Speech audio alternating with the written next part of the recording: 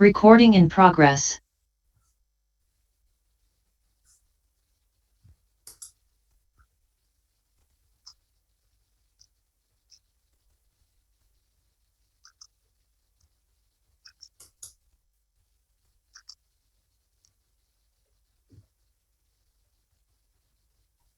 Another minute and we'll get underway.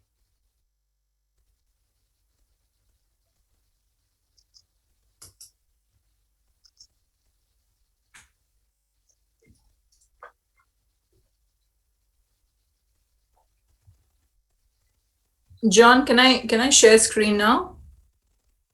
Can I prepare to share screen?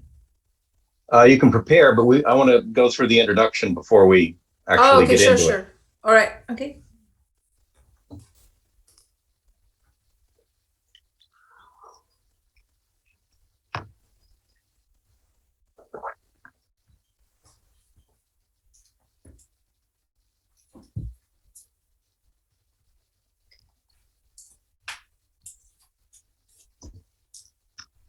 Okay, let's get underway. There are a number more people that may join us, but let's get underway. Especially since Ambaree is calling in from Singapore, we want to make sure that she gets her day going effectively. My name's John Mathers, and I'm with the RCAT Network. It's a pleasure to be with you today. We have a great program today, mostly because the impact of a plant-rich diet can make a real difference in the climate crisis. But before I introduce Andrea and Ambaree, let me share a few Zoom protocols and a bit about our network. For the next hour or so, please follow these simple practices. Remain muted unless you're called upon during the Q&A. Please be aware that this presentation is being recorded, and I'm just checking to make sure that it says that it's being recorded, and it is being recorded. If you don't want to be recorded, simply turn off your video. Hold any questions until the end, then feel free to put up your hand virtually or real and put your question or put your questions in the chat. There'll be a brief RCAT poll at the end, and Andrea and Ambaree have a poll that we're going to do at the end of their presentation. So, who are we? We are Rotarians focused on supporting you and your club in addressing the climate crisis. We want to see people and clubs move from curiosity, or wherever you are, to commitment, action, and advocacy. First, we want people to pledge and clubs to pledge to take action. Second, we want you to take your position in the community and use it to advocate for action against clean energy plans. And third, take on climate projects with your community partners. And fourth, consider your lifestyle, understand your carbon footprint, consider ways to move to a sustainable economy.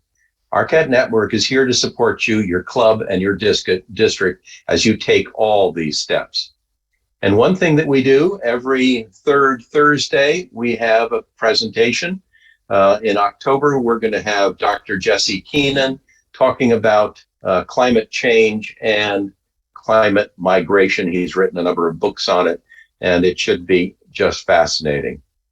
Also, by the way, Rotary International Convention ended in June, but the virtual rooms for SRAG's Plant-Rich Diet and RCAT are still available. Feel free to visit them and learn more about what we're all doing. It's fun, it's educational, it's fascinating because it's virtual. So let's get to the speakers. Today we have Andrea Wotan and Ambaree Majumder who are presenting. Andrea is calling in from Ann Arbor, and Ambaree is calling in from Singapore. Andrea is a Master of Public Health and focuses on plant-based nutritional coaching with a graduate of Stanford and currently in Ann Arbor working. And Ambaree is an IT business analyst who is spending her time focused on social entrepreneurship. She gives workshops on how to lead an appropriate lifestyle and she's plant-based nutrition and food sustainability degree from Cornell. So I'm going to turn it over to you now, and take it away, Andrea and Ambaree. Hold on a second. I'm going to stop sharing, and you go ahead. Thank you, John. Thank you. I'll just share screen.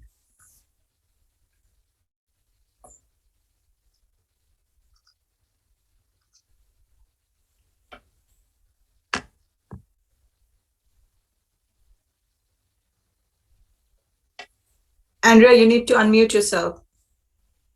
Thank you, Ambaree. You would think I would know that by now in this age of Zoom. As Ambaree is sharing screen, I just want to let you know I just have been getting a notification that my internet is a little unstable, as you know, things go sometimes. So if you can't hear me for any reason, please do you'll let me know, and I may turn my video off so that I'm not using quite as much bandwidth, but I'll give it a shot.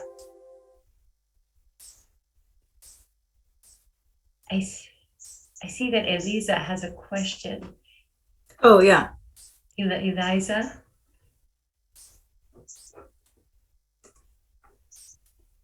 Okay. Why don't we go through the presentation and then ask questions afterwards, if that works for you.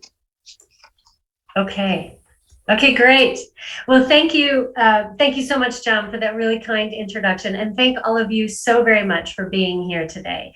Ambaree and I are really, truly grateful to have the opportunity to share with you why plant-rich diets are such a powerful yet completely untapped solution to addressing climate change and protecting the environment. And the beauty of the plant-rich diet solution is that we can start today. This is a planetary solution that is entirely in our hands as consumers. It doesn't require political will, new technology, trillions of dollars of investment, intense negotiations, or decades of implementation. All it takes is a conscious decision by those of us who don't face food insecurity, and especially those of us living in wealthier nations, to eat more plants and fewer animals starting today. That's it. And more great news is that plant-rich diets will improve our health and save us money. Research has demonstrated that plant-rich dietary patterns can prevent and sometimes even reverse chronic diseases and are generally less expensive than meat-heavy diets. Now, as you listen to our presentation today and you learn about how the world's high consumption of meat, dairy, eggs, and fish is impacting our planet, please keep in mind that all we have to do to halt and reverse the degradation is to eat fewer of these foods. This one step is extraordinarily powerful, especially if we all do it together. Next slide, please. Now, I invite all of you to fasten your seatbelts because we've got an action-packed agenda for you today. We'll discuss how plant-rich diets can address climate change, protect the terrestrial environment, and revitalize our oceans. We'll share sustainable eating strategies, positive impacts on human health, and we will invite you to join us for our very first global 15-day plant-rich diet challenge starting October 1st. And last, we will leave you with some specific calls to action. Next. Now, before I begin, I'd like to define what we mean by a plant-rich diet. It's any dietary pattern that consists mostly of plant foods, including vegetables, fruits, legumes, whole grains, nuts, and seeds. But optionally, it can also include a small amount of meat, dairy, eggs, and fish. The key is that plants do need to become the new main course. The plate depicted here was published by the Eat Lancet Commission in 2019. This commission brought together 37 scientists from 16 countries to determine the dietary pattern that would be optimal for both human health and environmental sustainability.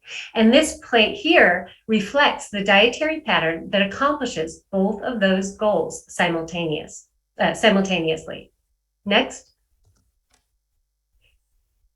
And while some people might think that when you adopt a plant-rich diet, you will eat nothing but boring salad the rest of your life, nothing could be further from the truth. Look at all of these delicious and colorful dishes. Plant-rich eating offers an endless variety of flavors, ingredients, herbs, and spices from around the world and accommodates every cultural taste and preference. And how cool is it to know that you can protect the planet simply by eating delicious food?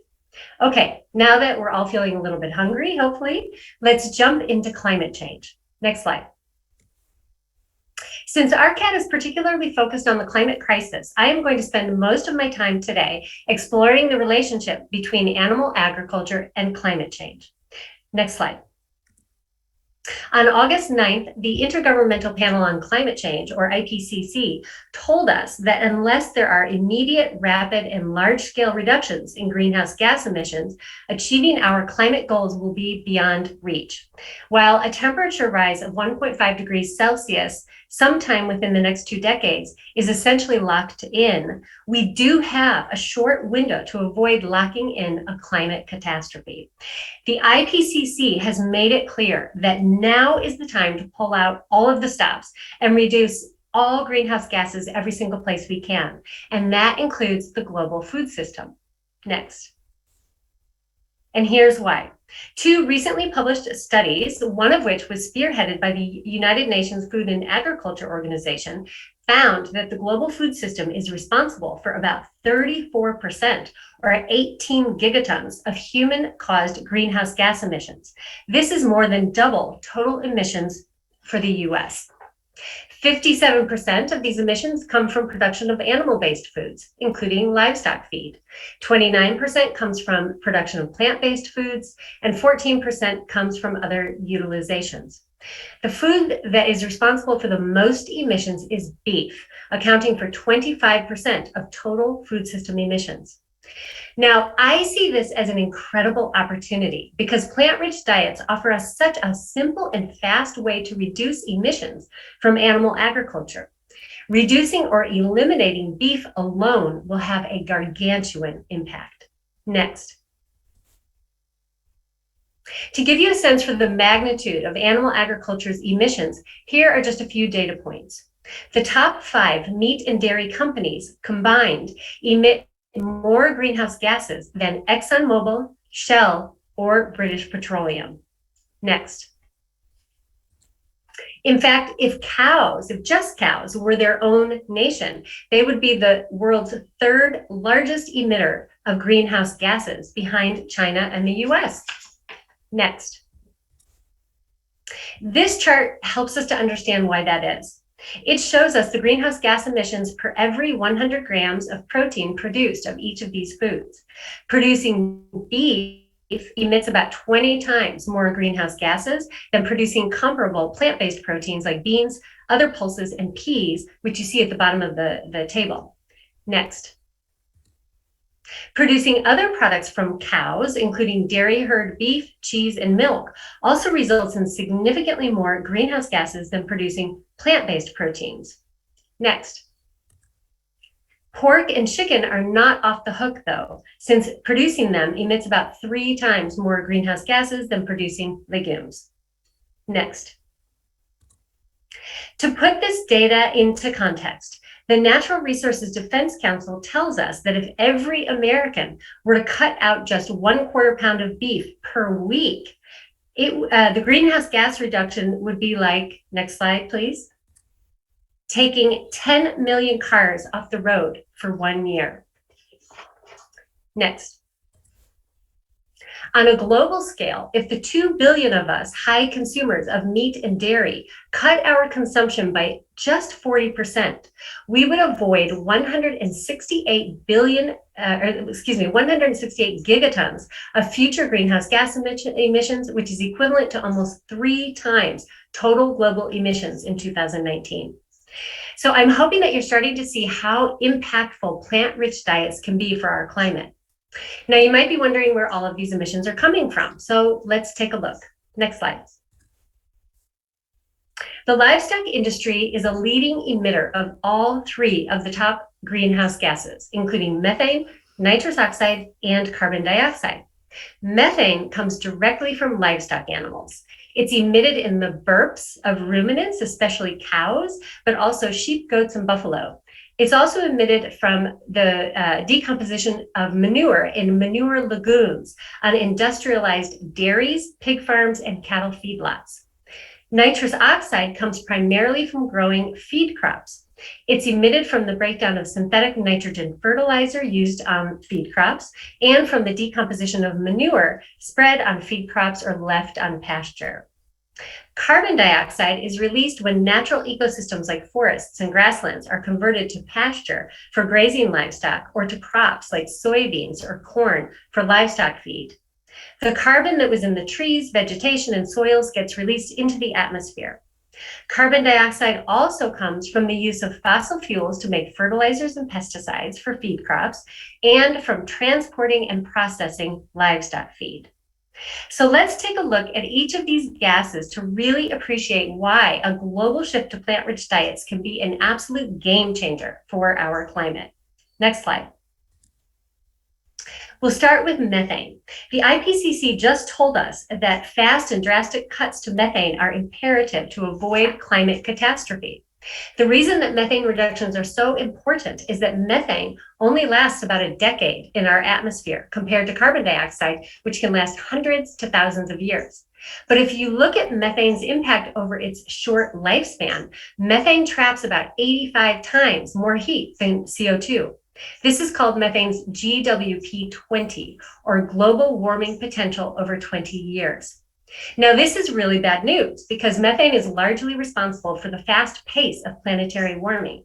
In fact, about 30% of global warming today is due to methane emissions. But methane actually offers us a huge opportunity because if we reduce it now, the atmosphere will respond quickly within a decade or so, and planetary warming will slow down. A lead reviewer of the IPCC report stated that cutting methane is the single biggest and fastest strategy for slowing down warming. Next slide. Well, I've got really good news for you. As this chart shows, 32% of the world's methane comes from livestock. It's the world's second leading source of methane after the fossil fuel industry, which produces 35%. Really, methane emissions from the two industries are almost equal. Remember how I told you that methane comes directly from livestock animals? If we eat fewer animals starting today, the livestock industry will start to downsize. When the animals are gone, the methane is gone. It's that simple. There are other techniques being proposed for reducing methane from livestock that are in early stages of deployment or in development. These techniques will play a role in methane reduction, but scaling these techniques will take time, a lot of money, and some may never scale at all. And the thing is, we do not have the luxury of time. We can't wait. We need to start eliminating methane now. And diet change is an effective way to do exactly that. Slashing methane from both the fossil fuel industry and animal agriculture is imperative. Next slide. Now, how about nitrous oxide? Nitrous oxide is considered a climate super pollutant. It traps 298 times more heat than carbon dioxide in our atmosphere. It's also now the world's leading ozone depleting emission. Well, again, there's good news here. 53% of nitrous oxide emissions come from animal agriculture. And remember that nitrous oxide results from nitrogen fertilizer and manure used on feed crops. If demand for animal products drops, leading to reductions in the number of livestock animals, we won't need to grow as much livestock feed and nitrous oxide emissions will likely drop. Not only is this great news for the climate, it's also great news for our water resources, since we'll have less nitrogen fertilizer and manure and fewer pesticides and herbicides washing off feed crops into our waterways. And we'll touch on this point later. Next slide. Finally, let's take a look at carbon dioxide. Plant-rich diets offer a huge opportunity to cut carbon emissions and facilitate carbon sequestration. So let me explain. Raising animals for food requires an enormous amount of land. In fact, animal agriculture is the largest user of land on the planet, using 83% of the entire world's farmland to graze livestock and grow livestock feed. 34% of global crop production goes to feeding livestock. Next slide. Here's a great infographic from the Plantrition Project. Feeding one person the standard American diet, which is heavy in meat and dairy, requires about 2 football fields worth of land. However, those same 2 football fields can feed 14 people on a mostly plant-based diet. If all 7.8 billion of us on the face of the earth were consuming the standard American diet, we would actually need at least 2 planet Earths to feed all of us. Next slide. This enormous need for land means that the global livestock industry is the #1 driver of tropical deforestation. And when forests or other natural habitats are burned, cleared, and or tilled to create pasture or grow livestock feed, the trees, vegetation, and soils release their vast stores of carbon into the atmosphere, increasing CO2 levels. Not only that, but the ability of the newly cleared land to sequester carbon is severely compromised, which means that more and more CO2 remains in our atmosphere as we clear more land. Next slide. According to a study published in 2020, if the world continues consuming meat as usual, we will pump another 86 gigatons of carbon dioxide into our atmosphere by 2050 from land use change alone. Next slide. However, if the world were to cut meat consumption by 70%, the pasture and feed crop land that we could theoretically liberate back to nature for restoration of native forests and grasslands could actually sequester 332 gigatons of carbon dioxide by the year 2050. That's close to the remaining carbon budget of 360 gigatons that gives us a 66% chance of limiting warming to 1.5 degrees Celsius. This sequestration potential would provide us with the desperately needed time and wiggle room to roll out green energy without exceeding 1.5 degrees Celsius of warming. Importantly, the researchers also found that even if we liberated all of livestock's land back to nature today, we could still produce more than enough protein for every human living on Earth using the remaining cropland. Ceasing fossil fuel is fundamental to limit global warming, but CO2 removal by terrestrial vegetation following plant-rich dietary shifts could substantially contribute to international greenhouse gas reduction targets. Next slide. And just imagine the habitat and ecosystems we could restore. Plant-rich diets offer us an almost dreamlike opportunity to take our degraded planet into our arms and bring it back to life. I hope I've conveyed how plant-rich diets can be a game changer for the planet. Next slide. Project Drawdown, an SRAG partner and a research organization that has evaluated the 76 available solutions for reducing greenhouse gas emissions, ranks plant-rich diets as the 4th most powerful solution out of all 76. Plant-rich diets, together with reducing food waste, are the 2 most powerful demand-side solutions for taking a big bite out of climate change. Now, I'd like to spend just a little bit of time sharing how plant-rich diets offer a plethora of co-benefits to our environment. We'll start with water. Next. Okay, currently, fertilizer, pesticides, and manure runoff from feed crops, together with pollutants from industrialized animal feeding operations and slaughterhouses, are a leading cause of water pollution around the world, causing toxic algae blooms, fish kills, ocean dead zones, and contaminated drinking water. If we reduce our consumption of animal-derived foods, much of this pollution goes away. Next slide. Plant-rich diets would also go a long way to conserving the precious water the world has left. 75% of fresh water globally is used for crops and livestock production. Beef alone accounts for 1/3 of the global water footprint of farm animal production. In the US, cattle feed is our largest user of water, consuming 23% of all water nationally, 32% in the drought-stricken Western US, and 55% in the equally drought-stricken Colorado River Basin. Most of the water used by the livestock industry is for irrigating livestock feed. If people in the US and globally were to reduce consumption of livestock products like beef and dairy, the water currently used to grow animal feed could be conserved or used for more urgent purposes. Next slide. Now, I've alluded to the fact that animal agriculture is the #1 cause of tropical deforestation and destruction of other habitats around the world, and especially in South America. This is taking a heavy toll on wildlife. If we switch to eating more plants and fewer animals, we would very likely curtail deforestation and give these guys a good chance to recover. A global shift in consumer demand is the first and most fundamental step to realizing all of these wonderful planet restoring opportunities I've just described. Next slide. This change will happen even faster, though, if we start providing financial support to farmers to switch from animal agriculture to growing diversified plants like oats, hemp, fava beans, vegetables, etc., and setting aside land for things like carbon sequestration, biodiversity protection, water restoration, etc. Now, this is an area that really needs attention and major financial support right now. At the bottom of this slide are several pioneering organizations, including 3 nonprofits and 2 plant-based food companies, which are already helping farmers to make the switch.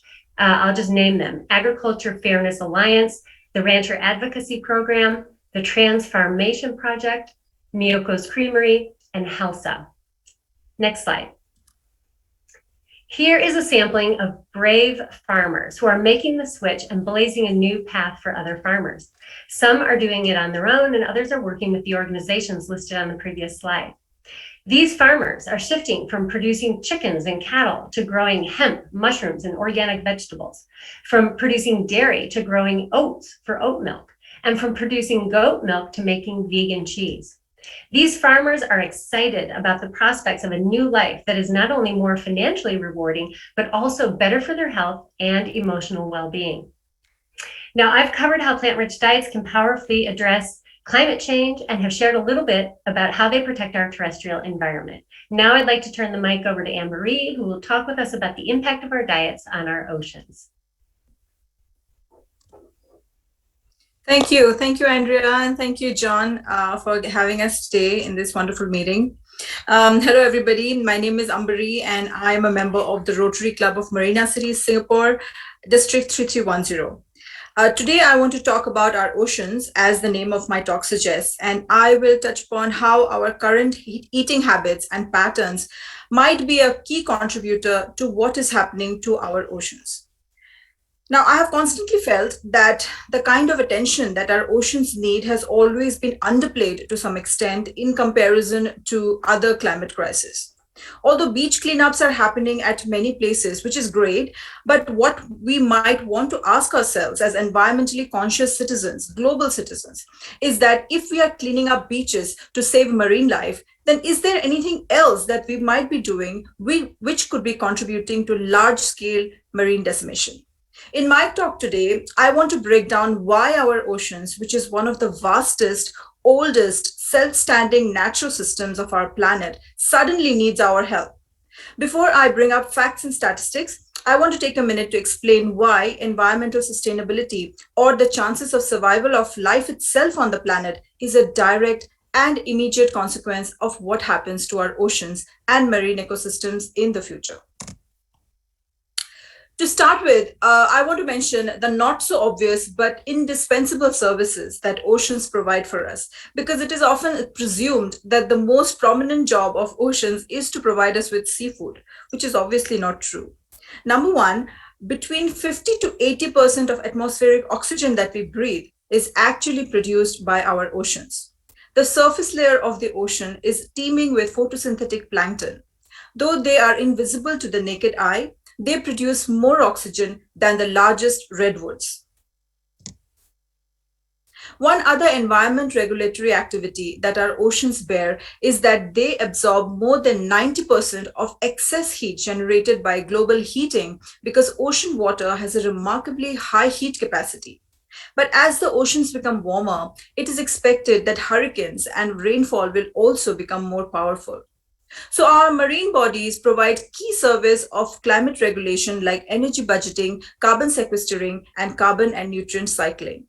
What I'm highlighting here is that our oceans and the ecosystems that they support are way more important for our survival than just a source of seafood. Now, let's take a look at how the very complex and robust systems that function within the oceans are being disrupted by human interferences. So, plastic pollutions, mercury pollution, marine ecosystem destruction, etc., are grave issues that are causing threats of immense scale to our oceans. But the biggest and common threat that all of these anthropogenic activities are causing is that all of them are either on purpose or collaterally damaging our vastest ecosystem by killing marine life. Now, we know that we cannot survive without functioning oceans, and our oceans are in great danger, and we want to save them. Let's see what we want to achieve when we step out of our homes to save the oceans and solve these problems. No matter what activity we might be involved in, whether it is to reduce our dependence on plastic, reducing waste, and lessening our consumption of harmful chemicals, or anything else, when we say that we want to save the oceans, it essentially means that we want to save the inhabitants of the oceans. So basically, in order for us to have thriving oceans, we need to make sure that all the species of living beings in the oceans are safe, that the population of each of these species is not higher or lower than what is needed for everyone's natural life cycles to function optimally. Now, let's take a look at that industry, which has the most widespread human activity at the oceans and is directly participating in decimating marine life. You probably can guess that I am coming to the practice of fishing. Now, humans ate fish and other aquatic animals since prehistoric days, and we have much archaeological evidence about that. In fact, one of the reasons why humans would settle near water sources would be because they would be assured of food around there. When fishing primarily happened that way, the traditional way, it never put our oceans in danger because those would literally be a drop in the ocean, meaning oceans have always been too vast a resource for such small-scale fishing methods to create a dent in them. That way of fishing did not cause issues like overfishing, bycatches, and ghost nets, which are prevalent in the way fish is caught today. They rather gave a livelihood to those who probably were traditional fishermen for generations. So, what has changed now? The practice that has complicated the entire process and dynamics today is the modern day industrialized fishing, which functions on a scale that is totally unsustainable even by the vastest ecosystem that we have on our planet, which is our oceans.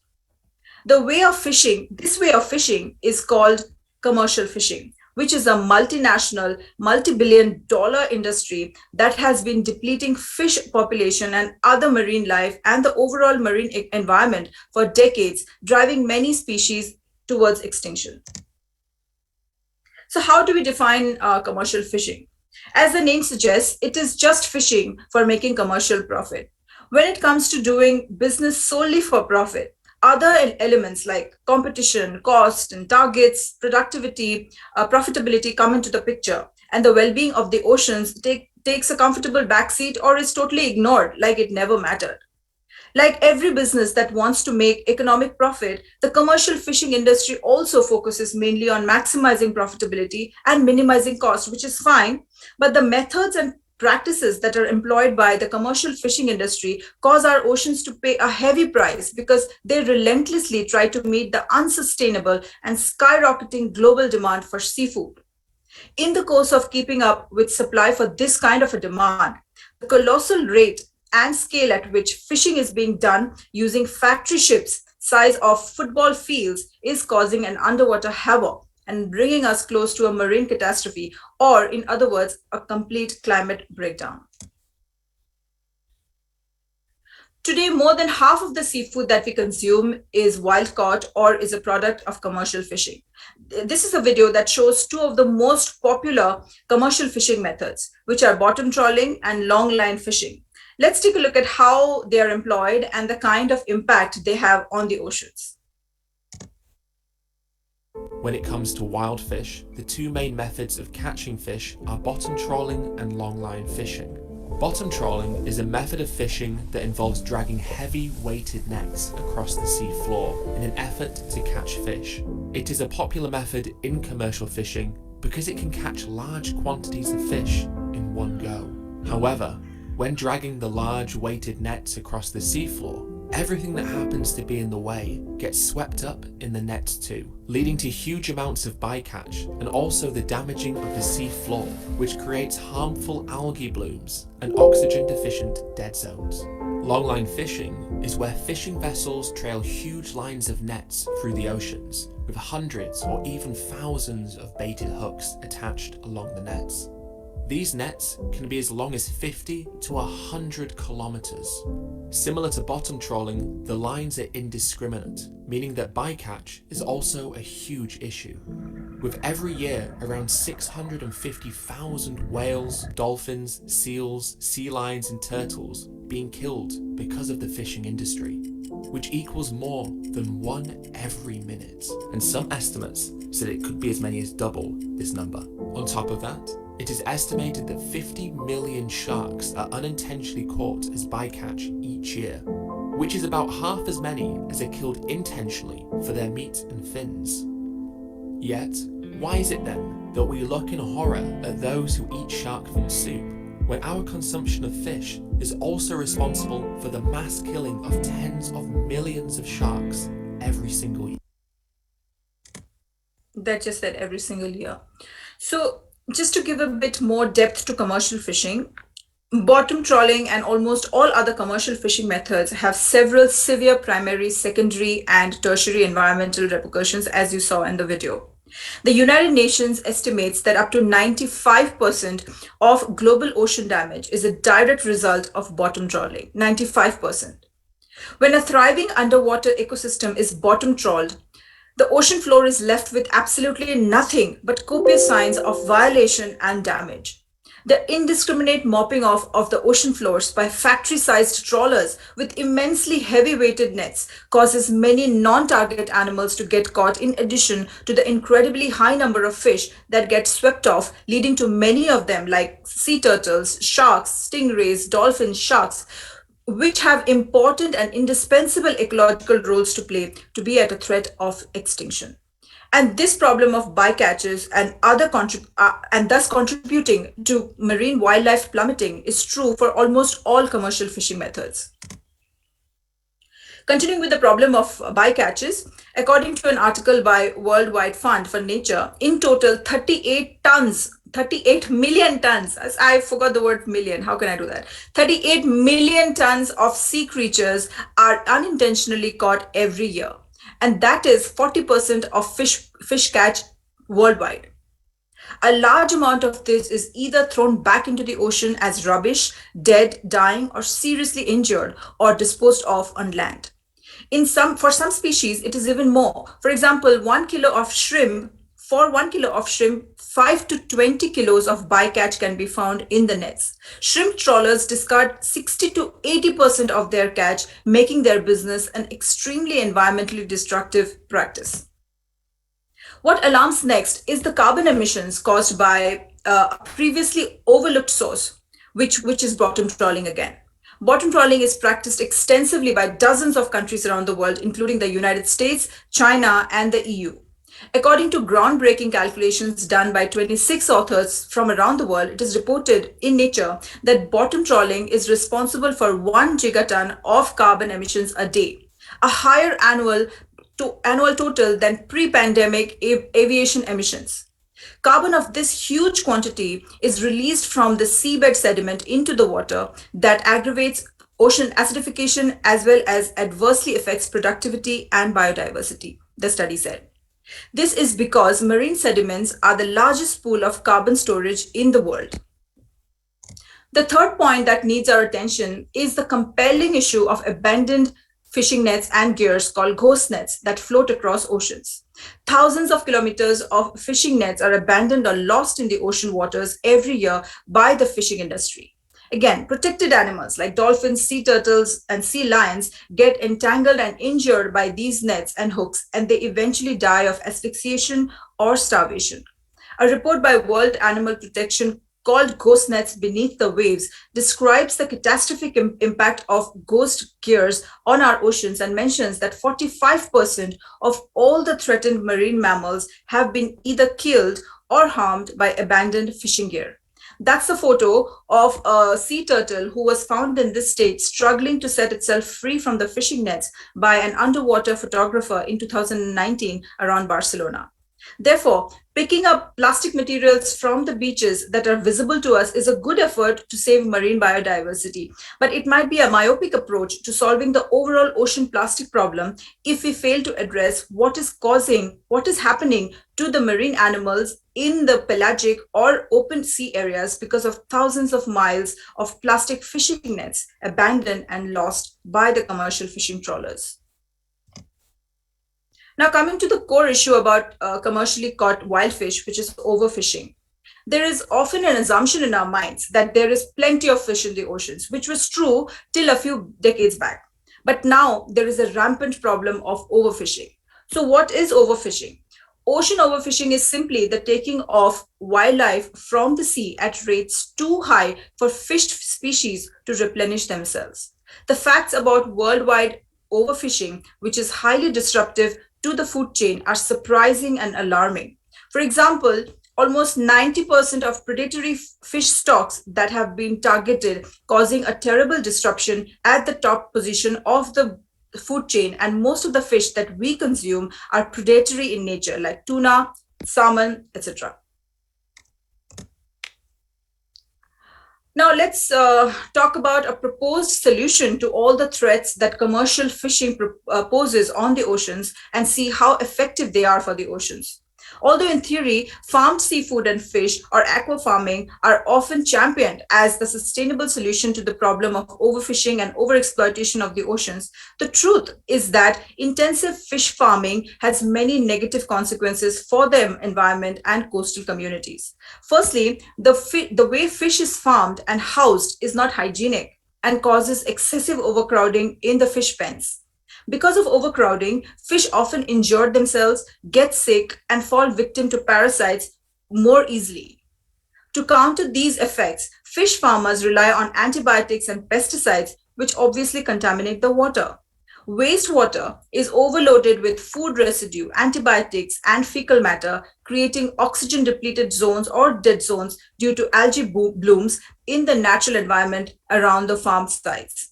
Secondly, due to large releases of nitrogen and phosphorus and fecal matter into the waters, this kind of intensive farming has been seen to damage the coastal environment by causing eutrophication and acidification of water. Globally, up until 1970s and 80s, it was not very obvious that dissolved oxygen would become critical in brackish and shallow coastal systems. It was much later when large areas of low dissolved oxygen started to appear with associated mass mortalities of invertebrates and fish.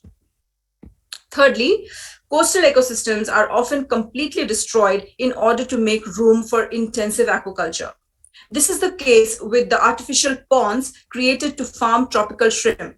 Mangroves are chopped down, leading to the disappearance of all the species that take shelter in the trees, including oysters, birds, and more. This also implicates the removal of a strong and natural barrier against storms, tsunamis, and other climate disasters. Another example of why aquaculture might not be an effective environmental solution to the problem of fish is the problem of fish feed, which remains a thorn for the aquaculture industry. Known in the industry as forage fish, species lower down in the food chain, such as sardines and anchovies and crustaceans like krill, are turned into fish meal and fed to farmed fish, which contributes to unstable fish populations. Billions of small wild fish need to be caught to feed all the farmed predator fish, giving rise to an aggressive cycle of excessive fishing.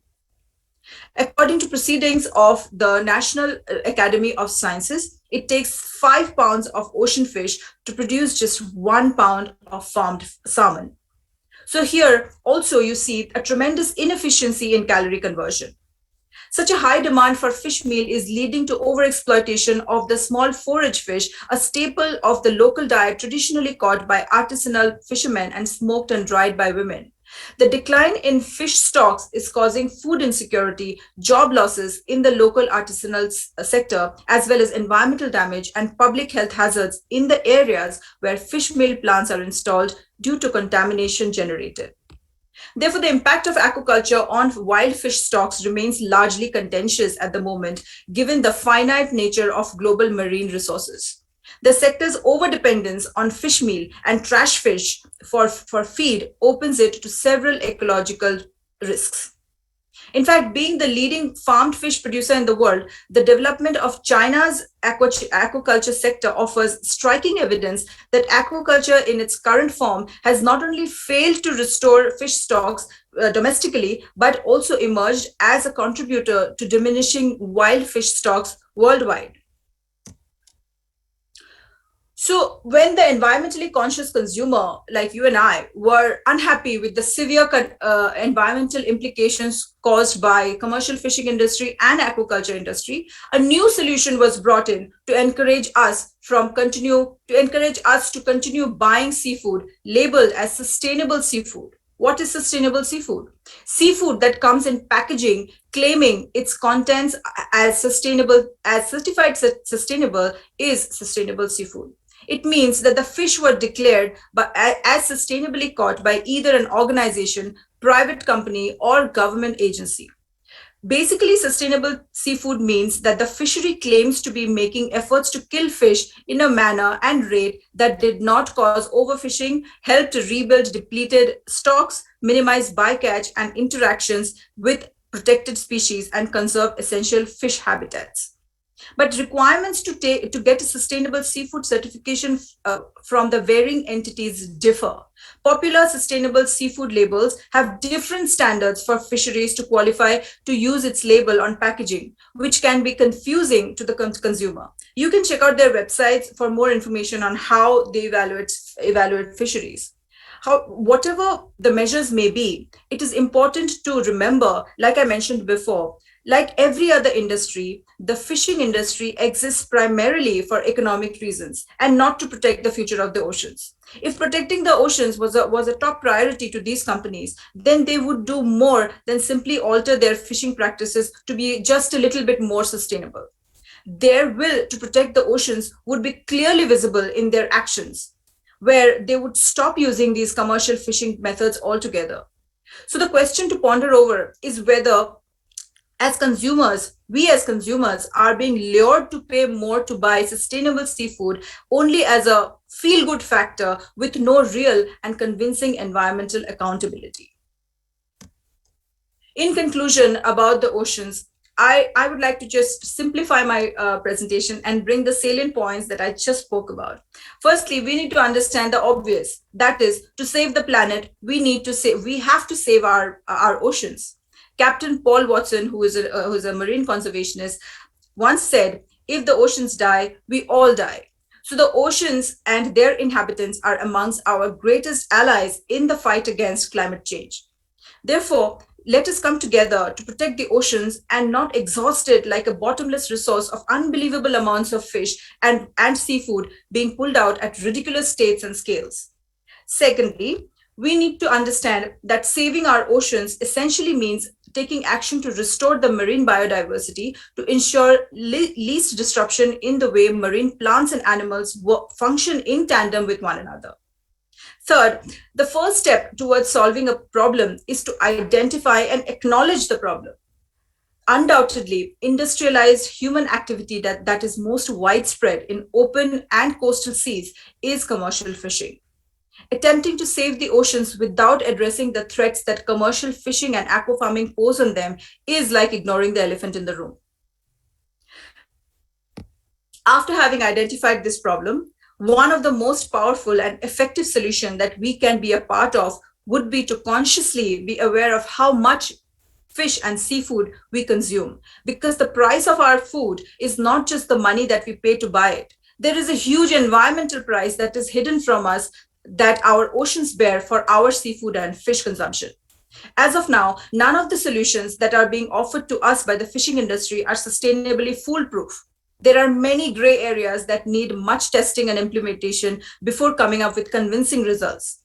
Therefore, to make a conscious decision to collectively reduce our consumption of fish and seafood is something that can actually hit the nail on the head in the long run.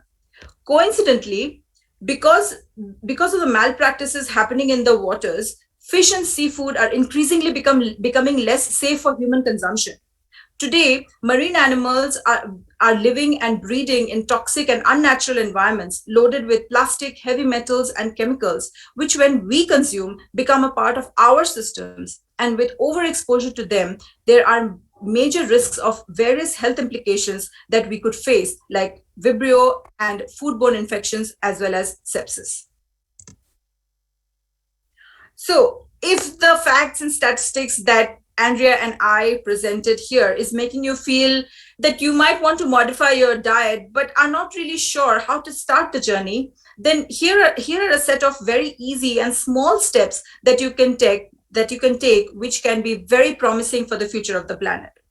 For example, you could go meatless once a week or multiple days a week. Just make one meal a day 100% plant-based if that's possible. Swap out cow's milk for a non-dairy milk like soy or oat in your coffee. Or simply eat a plant-rich or a plant-based meal whenever you can. Another very interesting way would be to eat a plant-rich meal at your club or district meetings, which will not only help you reduce your carbon footprint, but it might also inspire other members to get educated about the hidden environmental cost of our daily diets. To encapsulate a solution to everything that Andrea and I just spoke about, what we want to propose is that every meal time can be a time for us to fight the climate crisis and substantially reduce our carbon footprints. Every time we sit down to eat can be an opportunity for us to help in freeing up precious natural resources in significant numbers, as you can see here. If not a plant-based meal, then even if it is a plant-rich meal with more plants in it and less animal products, even then, consistent small consumption changes can potentially give us large environmental benefits. Something to note here is that modifying our consumption patterns, which is a demand-side solution, would not require any technological innovations. It totally depends on what we choose to eat. Other important and long-term changes like modifying our electrical grids to use cleaner forms of energies would need years of research, programming, testing, and implementations. Whereas eating a plant-rich meal or a plant-based meal whenever possible can be done immediately and can give us the necessary time to look for solutions to other problems. Of course, there is no denying that growing food, whether it is plants or animals, both hurt the environment, but the difference between the two is evident. So yes, growing plants have some impact too, but only a minuscule fraction compared to breeding livestock. Now I'm going to just turn the mic over to Andrea to cover the health benefits. Great, Andrea? Thank you. Thank you so much, Ambaree. Okay, I'll just quickly conclude here with a few thoughts. One of the greatest things about plant-rich diets as a solution to the climate and environmental emergencies is that they're simultaneously one of the most effective ways to improve human health and address the global chronic disease epidemic. Next slide. Research in nutritional science. Next slide, please. Ambaree? Yeah. Oh, next slide. Okay, oh great, thank you. Yeah. Research in nutritional science has demonstrated that diets rich in whole plant foods reduce our risk for chronic disease like heart disease, type 2 diabetes, obesity, and even cancer. And plant-rich diets can also improve our health by lowering blood sugar, cholesterol, blood pressure, and reducing inflammation. Next slide, please. A recent study published in June of this year, I don't know if we have a delay. Next slide, please.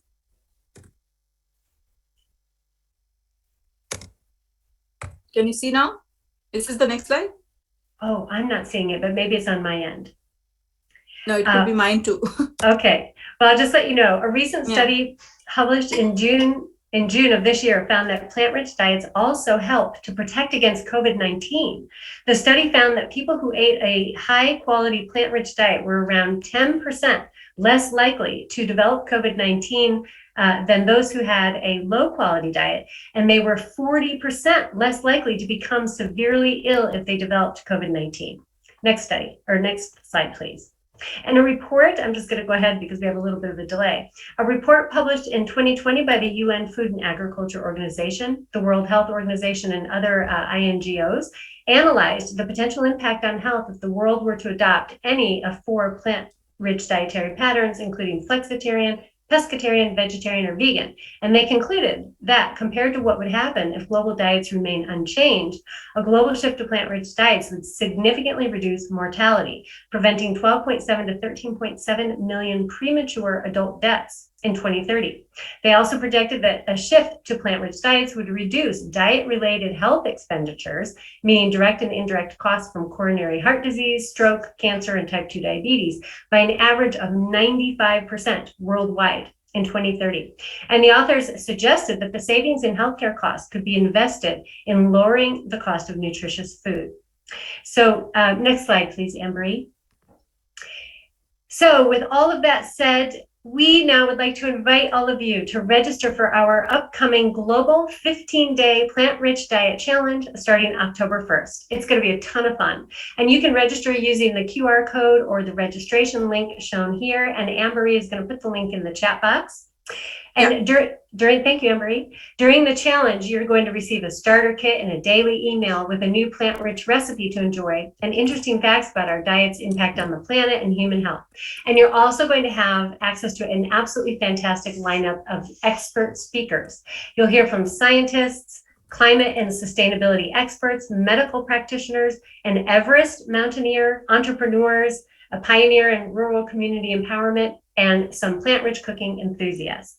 The speakers are going to discuss a range of topics from protecting the planet to preventing and reversing chronic disease to showing the power of plant-rich lifestyles to invigorate our lives and our taste buds. Next slide. So in conclusion, we have 4 calls to action, which are that first, we invite you to consider experimenting with a plant-rich diet yourself. Second, please sign up for our 15-day global challenge. Third, consider promoting the challenge in your clubs and district. And fourth, suggest plant-rich meals at your club meetings. So on behalf of Ambaree, the Plant-Rich Diet Task Force, and myself, I want to thank all of you for your time, and thank all of you as well for all of the amazing work every one of you is doing to protect and restore our planet. Thank you. That's wonderful. Thank you very much, both of you. I do want to run this poll, which is an opportunity for people to select whether they're interested in the 15-day plant-rich diet challenge and whether they'd like to share it with other people through their club. So please take the opportunity to respond to this, and I'll leave it up for a bit for you to look at. Do you want to register for the 15-day plant-rich challenge? Yes, no, need more information. And would you like more information about how to promote the global 15-day plant-rich diet challenge to your Rotary Club?